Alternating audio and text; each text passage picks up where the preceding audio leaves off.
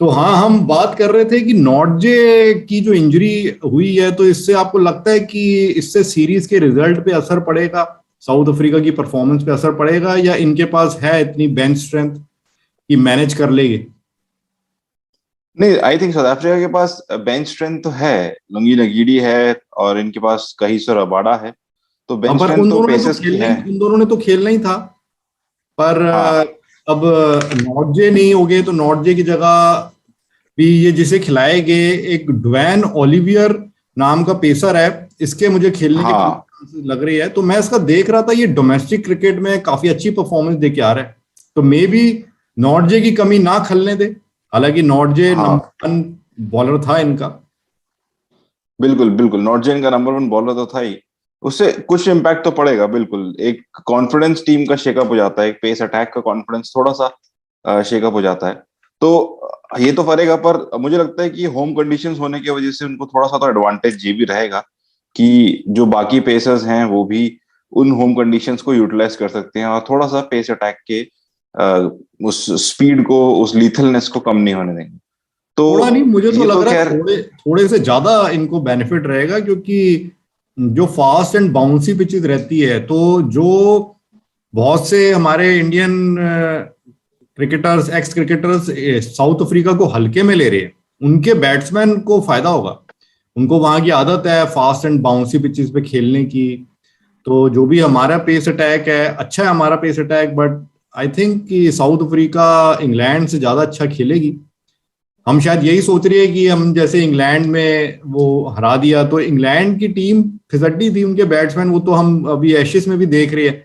पर I think south Africa के batsman अच्छा खेलेंगे। हाँ, अच्छा खेलेंगे बिल्कुल, मुझे ये एक कॉन्फिडेंस है। क्योंकि अभी श्रीलंका के साथ भी जब इनकी सीरीज हुई थी साउथ अफ्रीका की, तो साउथ अफ्रीका ने बहुत कन्विंसिंगली श्रीलंका को दोनों टेस्ट मैचेस में हरा दिया था।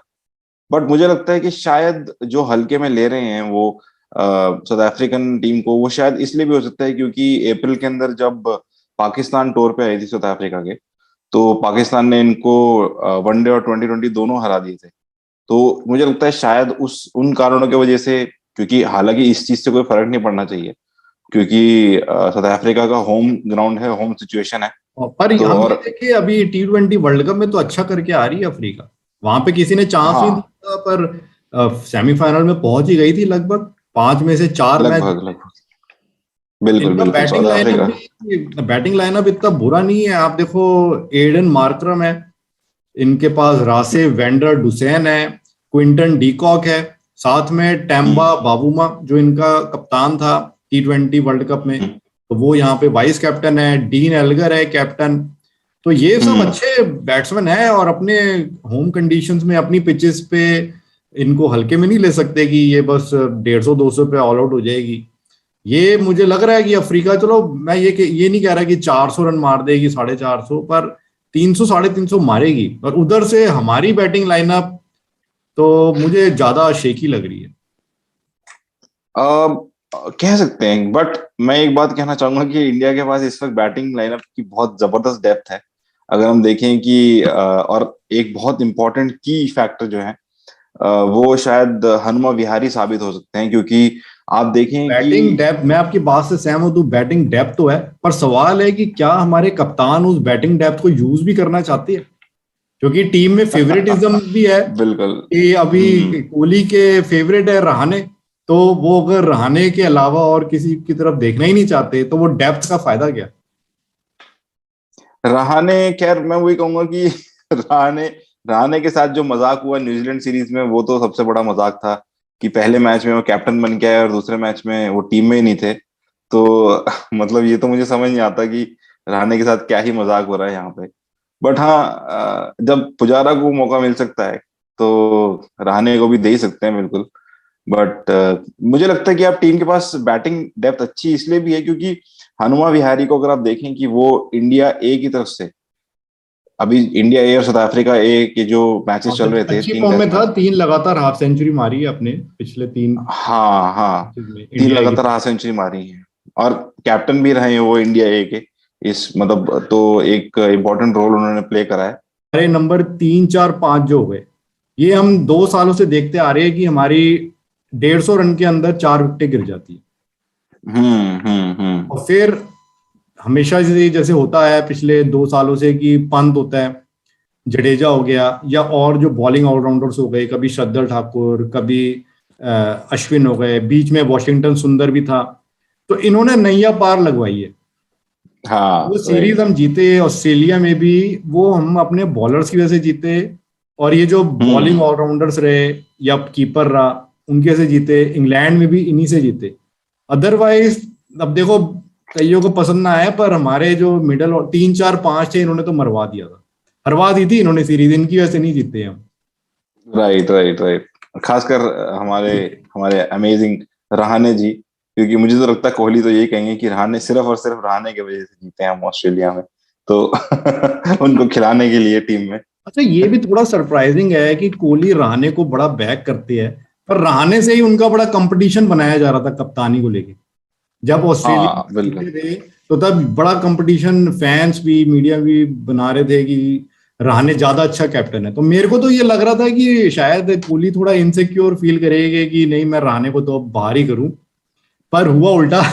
बाहर करने की बजाय रहाणे को एक्स्ट्रा बैकिंग दी, दोस्ती पूरी नहीं पाई, अभी भी नहीं पा रहे। हाँ, उनको पता था कि रहाणे, मैं बैक करूंगा तो रहाणे फिर भी रह सकता है टीम में, वरना तो रहाणे को तो निकाल ही देंगे परफॉर्मेंस के बेस पे जाए तो। तो अब आपको क्या चांस क्या लग रहा है इस सीरीज में? अब जैसे हमने जो डिस्कस किया, किसका पलड़ा भारी लग रहा है सीरीज का? आपकी क्या प्रिडिक्शन, क्या रिजल्ट होता नजर आ रहा है? और पहले मैच में आप। मुझे मुझे एक बात ये लग रही है कि अभी साउथ अफ्रीका इकलौती, कह सकते हैं एक एक वर्जिन टेरिटरी है इंडिया के लिए, क्योंकि इंडिया बाकी बड़ी जगहों पे जैसे ऑस्ट्रेलिया हो गई या इंग्लैंड हो गई, वहां पे अपने अपना झंडा गाड़ चुकी है। तो अब साउथ अफ्रीका में मुझे लगता है कि इंडिया शायद पूरे उस जोश के साथ आएगी साउथ कि ये अफ्रीका लोग में हम आज तक कोई टेस्ट सीरीज नहीं जीते।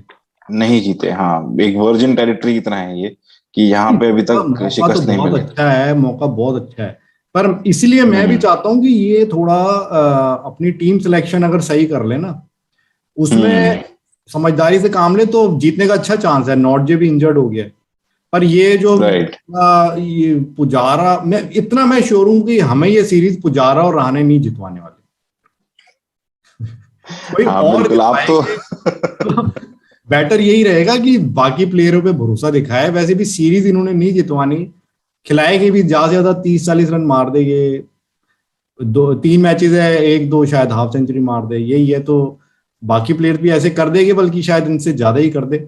अल्टीमेटली हमें बॉलर्स ने जिताना है, हमारे ओपनर्स है, फिर बात वही आ जानी है जो कीपर हो गया हमारा, पंत के ऊपर बात आएगी, अश्विन को थोड़े मारने। हाँ बिल्कुल। तो सीरीज प्रिडिक्शन आपकी? मैं सीरीज प्रोडिक्शन, मुझे लगता है 2-0 से इंडिया जीत सकती है। जो मुझे लगता है कि इंडिया इस वक्त बहुत हंगरी स्टेट में है, और कोहली भी बहुत ज्यादा प्रूव करने की स्थिति में होंगे कि मुझे अपनी टेस्ट कैप्टेंसी को बनाए रखना अच्छा, है, मुझे प्रूव अच्छा, करके आपकी ये दिखाना है। प्रिडिक्शन सुन के ना अभी कुछ कोहली फैंस ने वीडियो डिसलाइक किया था, तो वो अगर अभी तक सुन रहे होंगे तो वो अब लाइक करेंगे। नहीं जी, हम दीपू के लिए सोच रहे थे कि वो अच्छे नहीं है, वो तो कह रहे हैं जी कोहली बना लेंगे, पर वो 2-0 बिल्कुल बिल्कुल। कोहली की कैप्टनसी में, तो चलो जी, अच्छी है। दीपू अच्छे 2000, लिस्ट है। हाँ 2018 का बदला लेंगे कोहली। 2018 जनवरी में जो हुआ था, वो अब 2022 की जनवरी में वापस हमें उसका बदला मिलेगा। पर अभी तो आप शुरू में तो इस बात से एग्री कर रहे थे कि अफ्रीका की बैटिंग की अच्छी है, बॉलिंग अच्छी है, उनको होम कंडीशंस एडवांटेज है, पर अब रिजल्ट में आप उनको एक मैच भी नहीं जितवा रहे। बिल्कुल दो बिल्कुल। मैच आपने इंडिया को एक्चुअली दे दिए। एक्चुअली इसका मैं आपको सही बताऊं, इसका एक बहुत बड़ा रीजन जो है, मैं हमेशा ही इंडिया जब किसी बड़ी कंट्री के टूर पे जाती थी, तो मैं हमेशा ही थोड़ा सा एक डाउटफुल माइंडसेट में होता था कि क्या इंडिया सच में परफॉर्म कर पाएगी नहीं कर पाएगी। ऑस्ट्रेलिया में जो हुआ उसको मैं उतना कंसिडरेशन में नहीं लिया, पर मेरा माइंडसेट इंडियन टीम की तरफ और खासकर विराट कोहली की कैप्टनसी की तरफ तब बहुत ज्यादा बदला जब इंडिया ने इंग्लैंड को जो भयंकर तरीके से ध्वस्त करा है। तब मैंने ये चीज देखी है कि इस टीम में कुछ तो बात है। ये टीम हल्की नहीं है, ये टीम कुछ एक कह सकते हैं ना कि सदियों के बाद एक टीम मिली है जिसने इंग्लैंड को इस तरह से हराया। तो अब मुझे इस टीम पे बहुत भरोसा है, पता नहीं क्यों। पर इसका एक ये रीजन भी तो हो सकता है, मे बी इंग्लैंड की टीम ही वीक है। हो सकता है और टीमें भी, जैसे न्यूजीलैंड ने भी जाके 1-0 से हरा दिया, वो भी 2-0 से हरा देते। वो जो उनके 2 मैच था तो एक मैच बारिश से ही बचा है इंग्लैंड का। अभी हाँ ऑस्ट्रेलिया में भी इनकी बुरी हालत हो रही है, तो मे भी शायद इंग्लैंड की टीम ही हल्की हो रही है, उनकी बैटिंग हल्की हो रही है। कह चलिए, सकते हैं आपकी मे आपकी बी। तो चलिए फिर 2-0 है। आप इंडियन टीम हम्म। पे काफी भरोसा जता रहे हैं। अफ्रीका की बिल्कुल टीम आपको बढ़िया तो लग रही है, पर आपको लग रहा है इंडिया की टीम बेस्ट है। बेस्ट है इस वक्त करंट सिचुएशन में। अच्छा, अभी आप बहुत ही डेडली टीम है। फैंस के फेवरेट एनालिस्ट हो गए हैं ये बात कह के। तो मुझे, मेरी जो प्रिडिक्शन है, मुझे 1-1 लग रहा है कि पहले 2 मैच अच्छा। के बाद 1-1 रहेगा, और फिर तीसरे मैच में कुछ भी हो सकता है। इंडिया भी जीत सकती ओके। है सीरीज, अफ्रीका भी जीत सकती है, ड्रॉ भी हो सकता है। मैं सही बताऊं, मुझे तो बहुत कुछ टीम सिलेक्शन पे डिपेंड करता है कि टीम सिलेक्शन कितनी सही रखती है। इतना मैं श्योर हूं कि अगर इन्होंने पुजारा और रहाणे पे ज्यादा भरोसा दिखाया, फिर अफ्रीका सीरीज जीतेगी। जीत सकती है बिल्कुल। मेरी मेरी अपना जो एनालिसिस है, क्योंकि पहले मैच हम्म। आएंगे, अभी पहले मैच में जो मुझे लगता है कि अफ्रीका जीत जाएगी। ओके, क्योंकि नई कंडीशन है, बिल्कुल ओके। नई हम्म। कंडीशन भी है, फिर जिस जैसे जो टीम सिलेक्शन है, तो मेरे अकॉर्डिंग ये बिहारी को बाहर बिठाएंगे, अय्यर को बाहर बिठाएंगे, पांचाल भी, तो पुजारा रहाणे को खिलाएंगे। तो ओवरऑल अफ्रीका पहले मैच में बाजी मार लेगी। फिर जैसे इंडिया की कमबैक करने की आदत है, फाइट करती है, तो मुझे लग रहा है दूसरे मैच में इंडिया फाइट करेगी, राइट। अच्छा जीत के दिखाएगी। कुछ टीम में चेंजेस भी हो सकते हैं। फिर तीसरे मैच में डिपेंड करता है, टीम सिलेक्शन पे भी डिपेंड करता है, थोड़ा इंजरीज पे भी डिपेंड करता है। इंडिया के अगर फिट रहती है, कोई मेजर हमारे जैसे कोई इंजर्ड हो जाए, बुमराह इंजर्ड हो गया, उससे फर्क हम्म। पड़ेगा। या कोई हमारा बैट्समैन जो अच्छा खेल रहा हो वो इंजर्ड हो जाए, तो टीम सिलेक्शन पे फिर डिपेंड करता है। तीसरे मैच में कुछ भी हो सकता है। तो आपके हिसाब से तो 2-0 है, तो 2-0 में पहले मैच में क्या इंडिया मुझे ऐसा जीत? लगता है कि नहीं, पहला मैच मुझे लगता है कि शायद ड्रॉ हो सकता है, क्योंकि दोनों ही टीमें डिफेंड करने की कोशिश करेंगी। दूसरा इंडिया जीतेगी, और तीसरे में क्योंकि सेंचुरियन में पहला मैच है, और दूसरा मैच वांडरर्स में है। और जो उसके बाद जोहानिसबर्ग में जो इनका मैच है, उसमें एक चीज और कही जा रही है कि जो इनके कोच है मार्क बाउचर, उन्होंने ये कहा है कि शायद कहिसो रबाडा शायद ना खेलें उस जोहानिसबर्ग टेस्ट मैच में। तो उसका कुछ अननोन, कुछ अनएक्सपेक्टेड रीजंस हैं, जो कि कहीं ना कहीं मुझे ऐसा लगता है कुछ रेसिज्म का भी प्रॉब्लम है। हालांकि रेसिज्म की वजह से तो ऐसा नहीं होगा कि उनको बाहर बिठा दे, पर अभी तक वो रीजंस बाहर नहीं आए हैं कि उन्होंने ऐसा क्यों कहा है। उन्होंने क्लियरली नहीं कहा कि रबाडा नहीं खेलेंगे, पर उन्होंने ये कहा है कि देयर इज अ चांस कि जोहानिसबर्ग मैच से रबाडा थोड़े अनएक्सपेक्टेड हैं। तो आपके तो मुझे ऐसा लगता पहला है कि पहला मैच ड्रॉ होगा, हाँ, तो पहला पूरा ड्रॉ होगा। अच्छी बैटिंग विकेट अच्छी है जिस वजह से आपको लग रहा है। कह सकते हैं, क्योंकि इंडिया के पास काफी अच्छी बैटिंग डेप्थ है। तो इसलिए मुझे लगता है कि एक बैटिंग पिच होने की वजह से ये बात जरूर होती है कि दोनों टीमें बहुत अच्छा स्कोर कर सकती हैं और इवन डिफेंड भी कर सकती हैं। आप पुजारा और राणे पे भरोसा दिखा रही है कि वो ड्रॉ कराएंगे, अच्छे रन मारेंगे, दोनों 70-80 रन मारेंगे। चलिए, बिल्कुल बिल्कुल बिल्कुल। देखते नहीं हैं। तो हमारे जो हनुमा विराट, अच्छा विहारी हम इतनी हैं। बातें कर रहे हैं, विराट कोहली को तो भूल ही गए। क्या पता विराट हाँ। कोहली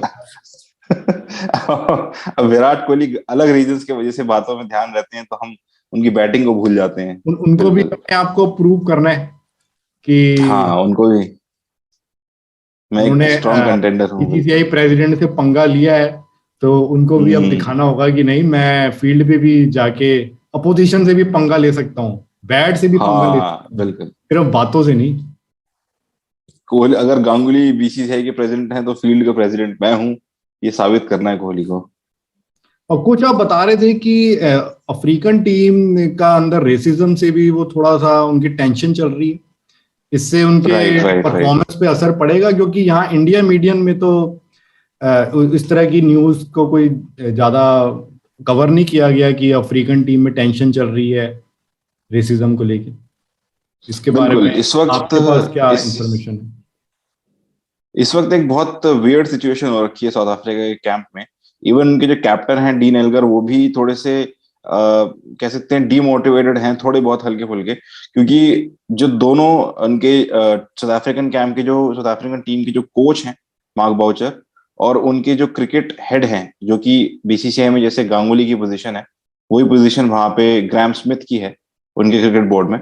तो उनके जो क्रिकेट हेड हैं वो ग्राहम स्मिथ, उनके कोच मार्क बाउचर और उनके एबी डिविलियर्स, इन तीनों के ऊपर इंक्वायरी बिठाई गई है, क्योंकि ये कहा जा रहा है कि कहीं ना कहीं इन लोगों ने रेसिज्म को एक प्रोमिनेंट चीज बनाई थी। क्योंकि आपने अगर देखा हो कि 2020 वर्ल्ड कप में इनके जो विकेट कीपर थे क्विंटन डिकॉक, वो भी कुछ रेसिज्म का प्रॉब्लम की वजह से, जो उनको प्लेयर्स जो होते हैं जो एक एक नी पे नीचे जाते हैं रेसिज्म के अगेंस्ट उनका अपना वो करने के लिए, तो क्विंटन डिकॉक ने उस टाइम पे पहले मैच में नहीं करा था। तो कहीं ना कहीं एक रेसिज्म एक प्रॉब्लम है इस वक्त उस साउथ अफ्रीकन कैंप में, और ये उनके ऊपर इंक्वायरी बिठाई गई है, जिसकी वजह से उनका कैंप भी परेशान है, उनके कोच भी परेशान है, और जनवरी फरवरी के अंदर ये इंक्वायरी तो बैठनी है। शायद इसलिए भी आपने 2-0 इंडिया के फेवर में दे दिया कि आपको लग रहा है इसका भी असर पड़ेगा उनकी परफॉर्मेंस पे, उतना अच्छा नहीं कर पाएगी।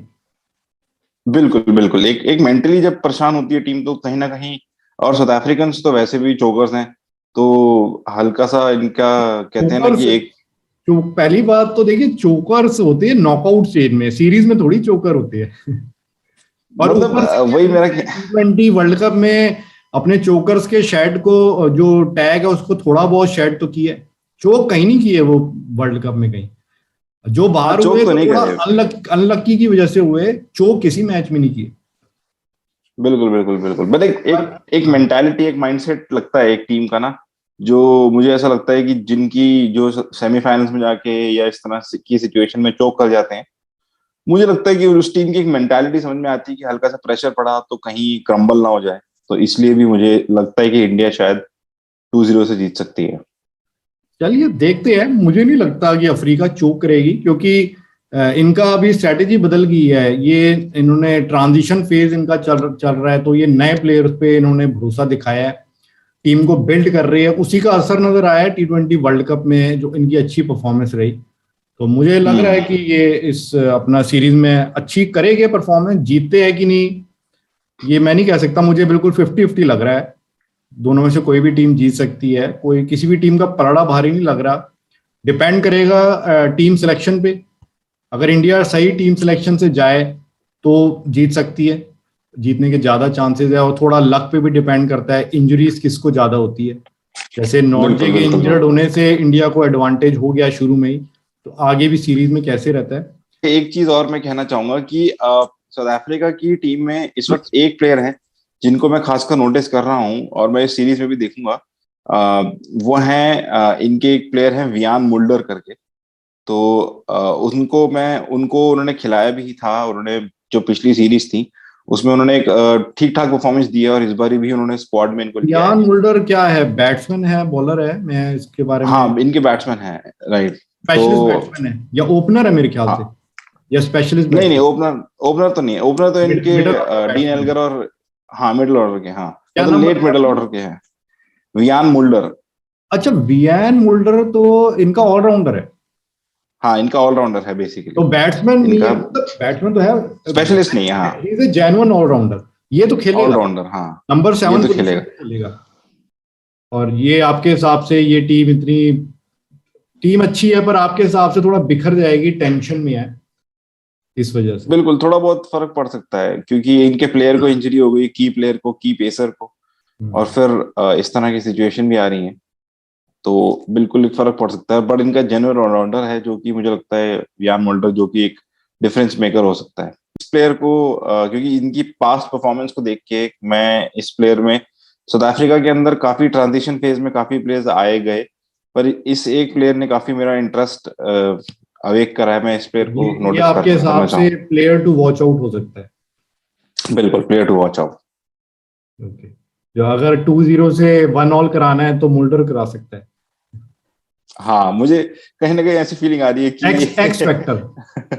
एक्स फैक्टर, वो 2005 के एशेज में जैसे फ्लिंटॉफ थे, उस तरह से कुछ मुल्डर हो सकते हैं। ठीक है, मुल्डर पे ध्यान रखेंगे, मैंने देखा नहीं खेलते हुए, तो ये वनडे राइट। और T20 में शायद नहीं खिलाते इनको, है ना? नहीं, या अभी नहीं, अभी नहीं। हाँ, टेस्ट टेस्ट में? में तो खेले हैं ये। तो हम्म। पहली बार खेल इनको देखने का मौका मिलेगा। तो इस हम्म। टूर से रिलेटेड आप और कुछ कहना चाहेंगे या पूछना चाहेंगे?